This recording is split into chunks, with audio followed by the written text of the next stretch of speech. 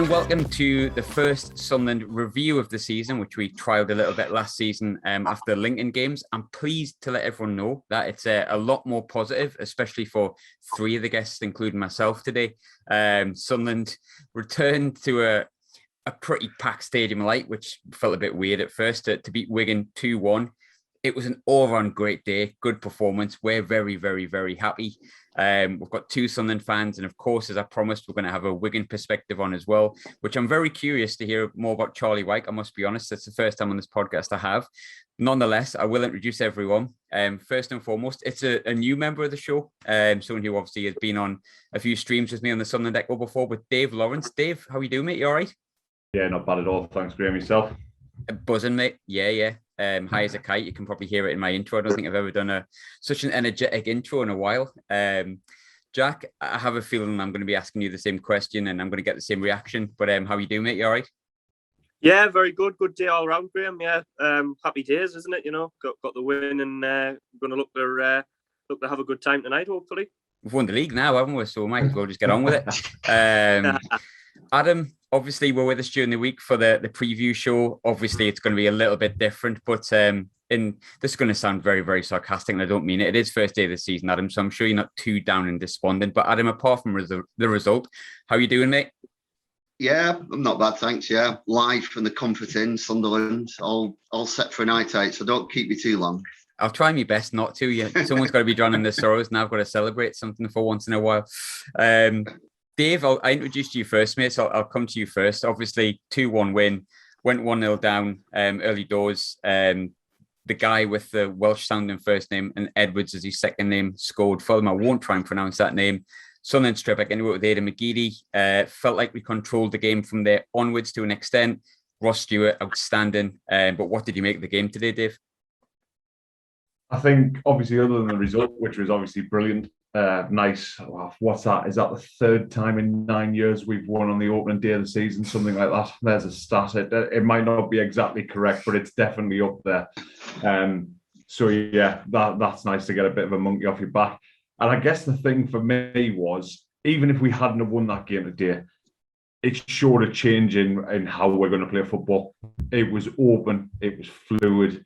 It was exciting. If we'd have gotten beat today and we'd have played like that, I think, yeah, okay, you're disappointed and whatever. But realistically, you walk away and you go, tell you what, we've had a go. We've had a good go. And it makes a change, doesn't it? Realistically, Gooch has been unlucky hitting that one off the stanchion, really, hasn't he? So, yeah, we've looked a little bit more exposed at the back. But, hey, we're playing without a fullback for a start. I think Winchester and Dan Neil did get exposed a little bit. And I think it was yourself who tweeted earlier.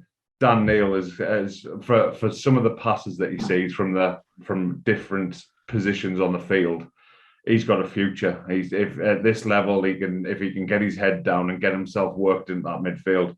But yeah, so many positives. Corey Evans looks an upgrade on what we've let go. I mean, some of the challenges today. Oh my! It is, as a Sunderland fan, it's what we crave, isn't it? It's just smash into them, win the ball, take the man as well. Yeah, really positive. Not. I'm normally the pessimistic one of the group, but yeah, I'll take that. Yeah, same as well, mate. Jack, I'll come to you next. Obviously, I think we'll probably be echoing a lot of what Dave has said, but some real standout displays, a good comeback win. When was the last time we won an opening day after going 1-0 down? It's felt a little bit negative because the signings have been great. A lot of people have pointed at Ipswich, Wigan, the signings have made. Yet we're sitting here with 3 points, impressive performance. But what did you make of the game, Jack, in short? I thought we played well. I thought we were the better team on the day. I thought we started sloppily. I thought first 15 or 20 minutes, Wigan were on top. They got to grips with the game better than we did. They created chances. They were the team on the front foot. Don't think too many Sunderland fans could have complained when we went 1-0 down, but the key was the quick equaliser. We got straight back on track. Our heads didn't drop. We didn't let them get on top and dominate the ball and really get on top of us straight away. Within a couple of minutes, we were back at 1-1. The crowd lifted again. I thought in the second half, we were the better team. I thought we were the one that created the chances. We had the better openings, better opportunities in the game. Standout performances. I thought Lyndon Gooch was phenomenal. I thought he was everywhere on the pitch. I think Lyndon Gooch really showed a good defensive side of his game today. We know all about what he's good at going forward and getting crosses and quick, but really showed discipline, and the players that you've already spoken about. You know, your Corey Evans had a good game, and Ross Stewart obviously got the goal and an assist technically for the penalty. So I thought, you know, happy days, really, really good performance. But I agree with what's been said before. I think, you know, in terms of the way that we played today, you can see that there's a style of play developing, Graham. And I think it's over the last couple of years in League One, we've had Jack Ross who tried to pass his way out, boring possession football. Phil Parkinson didn't really have a style other than lump it long, and it wasn't interesting or attractive to watch. But I think when we were on the ball under Lee Johnson, we're quick and attacking. And when the other teams got the ball, like Wigan had it today, we really pressed them. There was a press going on, and I think that's the way that we need to play to have success. Not only is it a good style, but I think the Sunderland fans will get behind that when teams come to the stadium, like us pressing, getting in the faces. And really, I think it was a good day all round. So happy days. We got the 3 points and onwards and upwards. Until next week, of course. Adam, this is the reason I wanted to do this show is I'm quite enjoying the opposite perspective. I enjoyed it sort of in the Lincoln side, despite the fact we got beat. Obviously, it's worked in our favour this week. I think there's been a lot of hype and hope around Wigan, maybe outside of it. I thought you were really good for the first 15 minutes, but obviously you'll watch a game vastly different to how any of us do. So what did you make of it? I don't think I do watch it much differently to yourselves, really. I think the first 15 minutes I was very impressed. I thought the link-up play was superb. We got the ball wide. I thought Callum Lang was doing really well. I mean, credit to Sunderland, bodies on the line, but it looked like 90th minute defending in those first 15 minutes, you know, just throwing themselves in the way. And I think we deservedly took the lead. It's a nice goal. Who knows, you know, if Wigan had held that lead for 10, 15 minutes, it could have been a different game. You know, that great crowd that gets behind Sunderland, you know, you don't know how it would have reacted if it had been 1-0 at the break. But it was a soft penalty. It was a penalty, but it was a soft penalty to give away, a stupid one in my view. And then after that point, apart from the odd little moment on the break that we had, I thought Sunderland were a lot better than Wigan today. You know, probably see there that, you know, Sunderland, from the bookmakers' perspective, were seen as a more likely winner of the league than Wigan. And I think on game one, I know it's very early to say, but clearly at the moment Sunderland do look more likely to be up there at the end of the season. But in mitigation, you know, we've had 9 debuts today, 7 within the starting lineup. It will take a while to gel and get those partnerships going. We're a bit naive at the back. I think your strengths were certainly out wide. I thought they were superb, you know, in terms of, you know, getting to the byline on a number of occasions. You controlled the midfield. And yeah, after that first sort of 10, 15 minutes, I think you look pretty solid at the back as well, really. So I think in all areas of the pitch, I think today you deservedly won the game. But as we say, it's a marathon, not a sprint, isn't it? So we'll see where we are in a few weeks' time. I'm still quite positive about what we've done in the transfer market and where we are, particularly in the light of where we were this time last year, when I had a good chance of getting a game. I've got to come on to it, and I'm going to go from the Wigan perspective and back around to the Sunderland perspective here. There was 3 players who we touched on heavily in the preview show, Adam. Jordan Jones, Charlie Wyke, Max Power. Max almost scored today.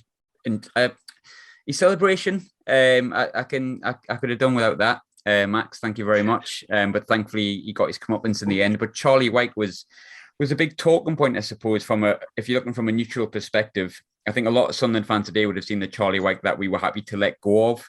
It's very early days, but we spoke during the week about how some people weren't too sure on him in pre-season, and we thought we'll give it till get into the season. Hey, he could go on and score 31 goals, so of course he could. What's the opinion of Charlie Wyke on today's performance solely, Adam? I thought I liked it. First 15, 20 minutes, I saw a different side to him. I thought his link-up play was quite good, actually.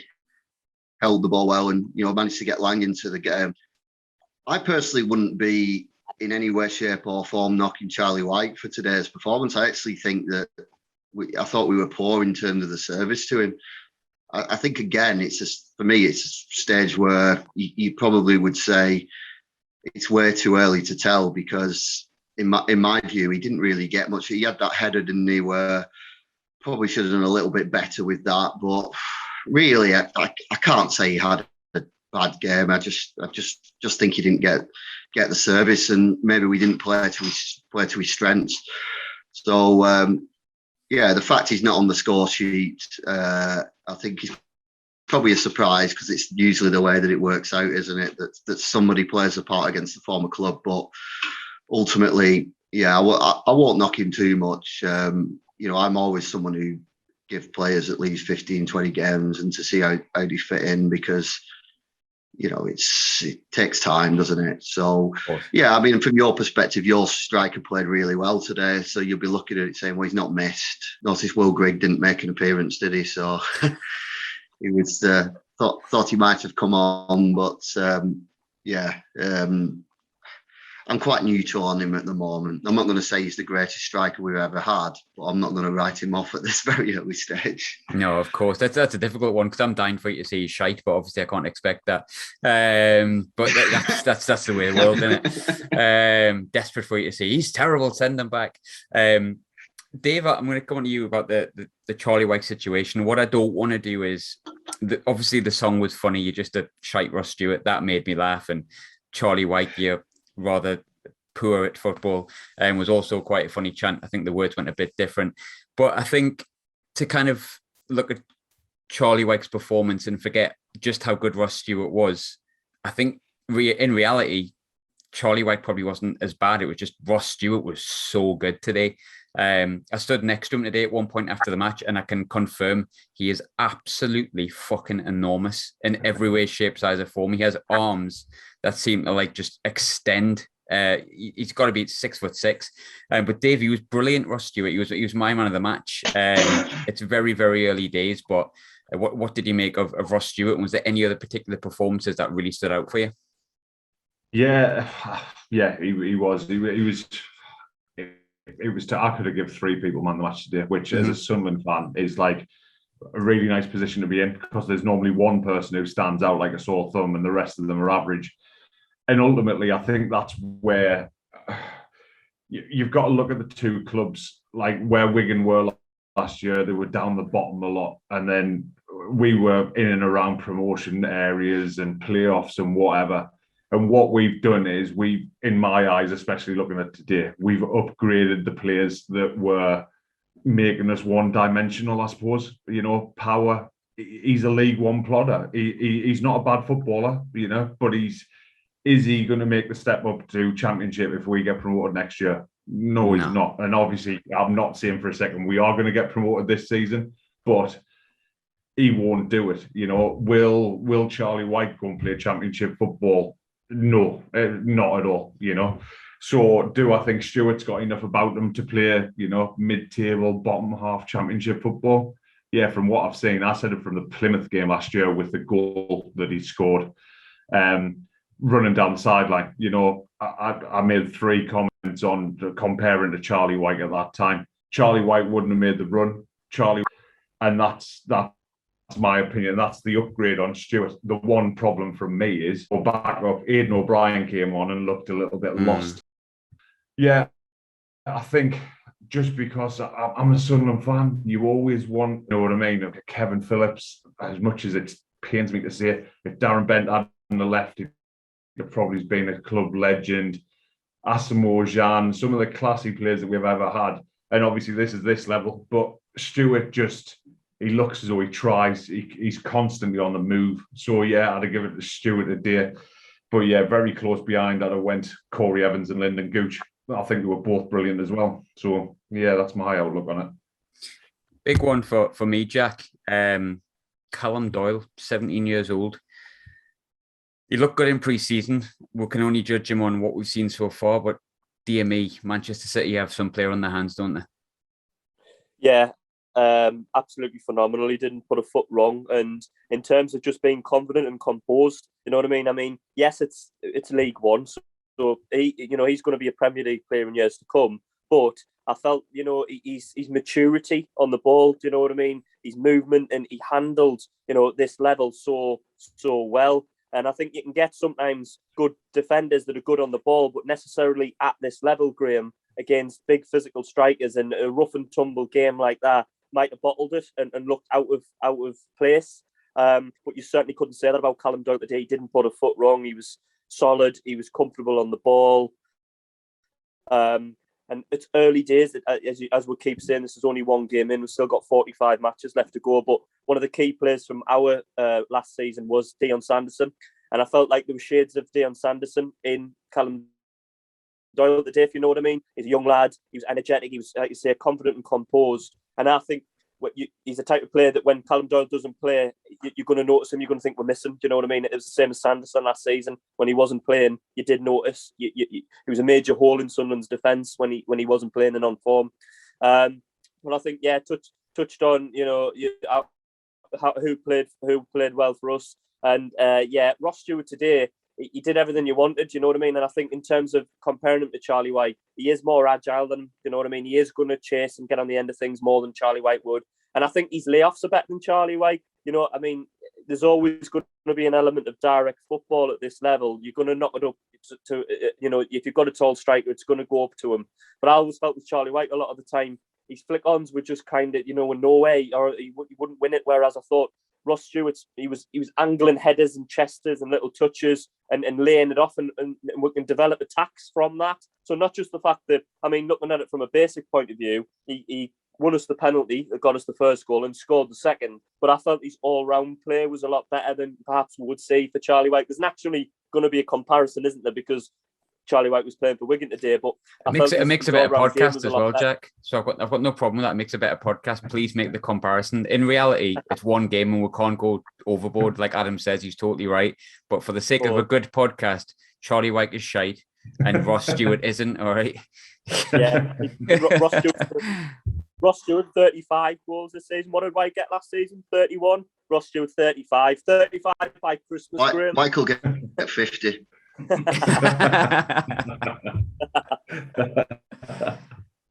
35 million. All and Power will get 20 assists. Just all positive moving forward. Graham, I thought we looked like, I think the main thing for me was the style of play. That is how I want a Sunderland team at this level to be playing.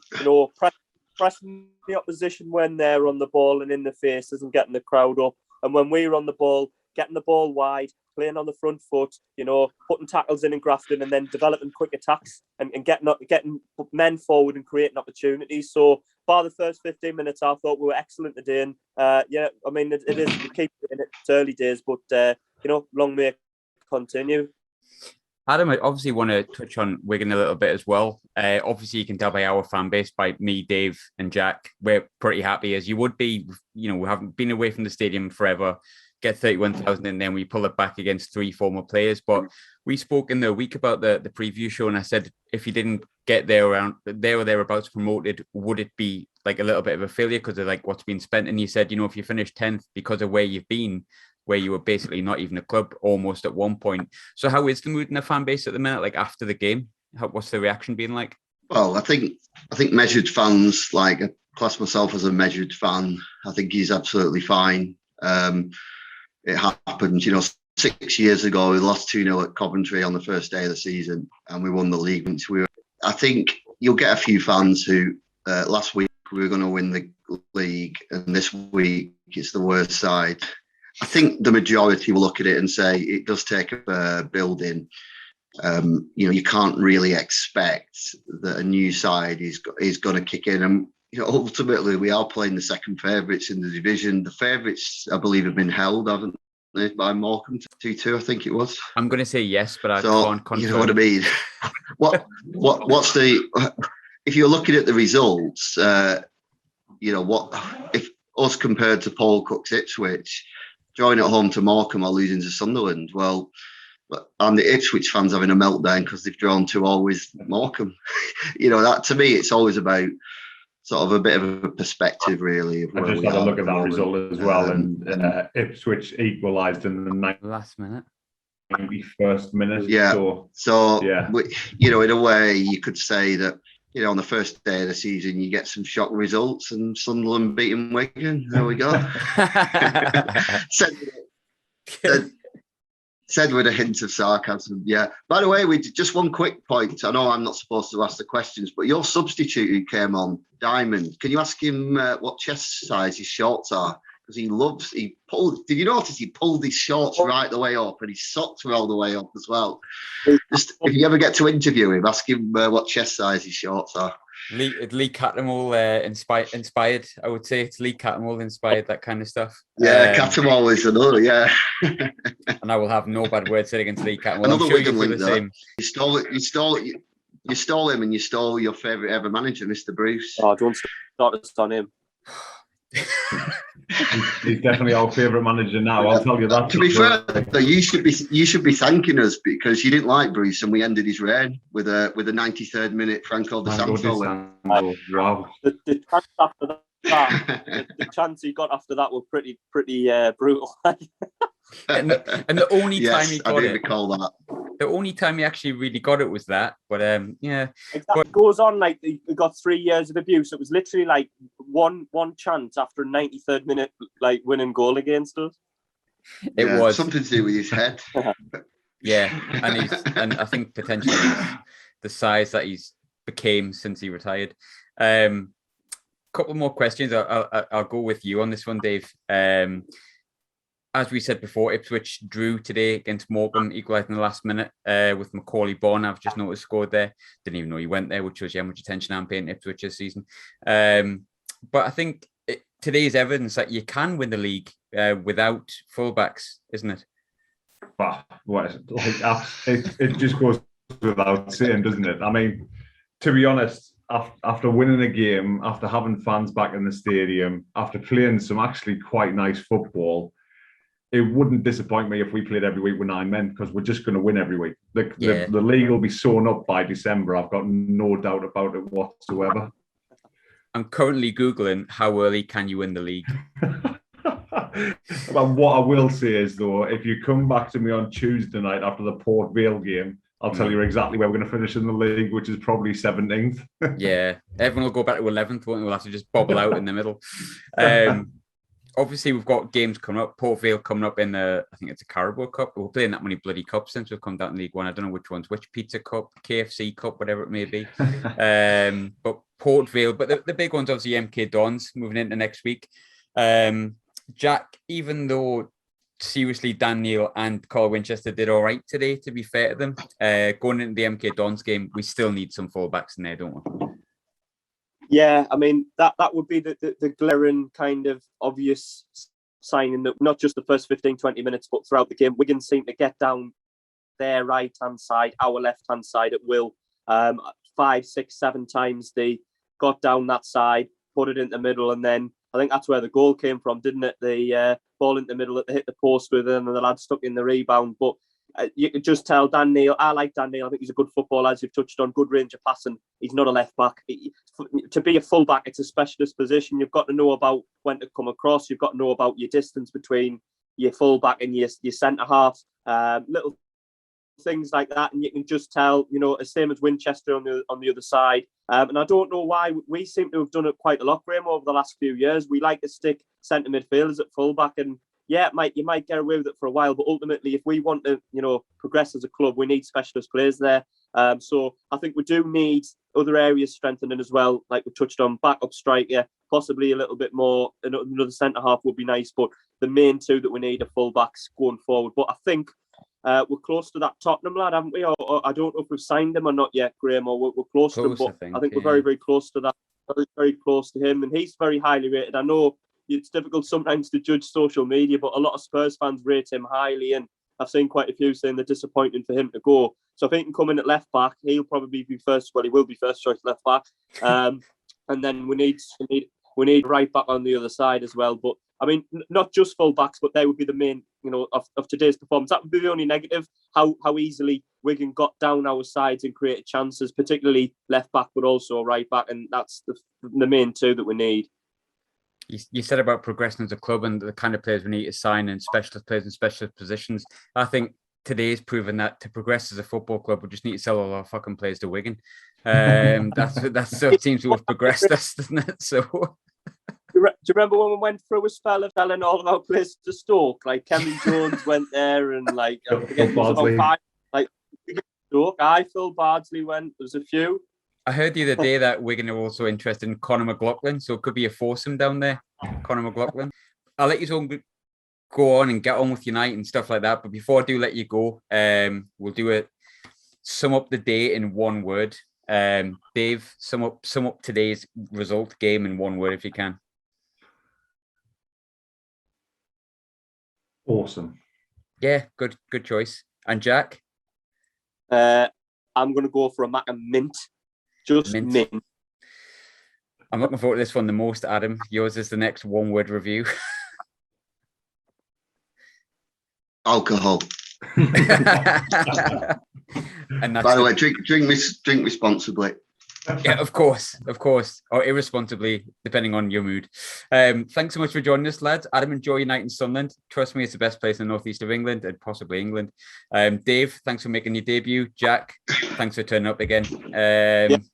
I might say, Adam, I'm going to Sunderland, so yeah, if you see us, I'll buy you a commiseration pint. I can't even say it. Oh, we'll hold you to that. Yeah, we're very partial to a bottle of Moe.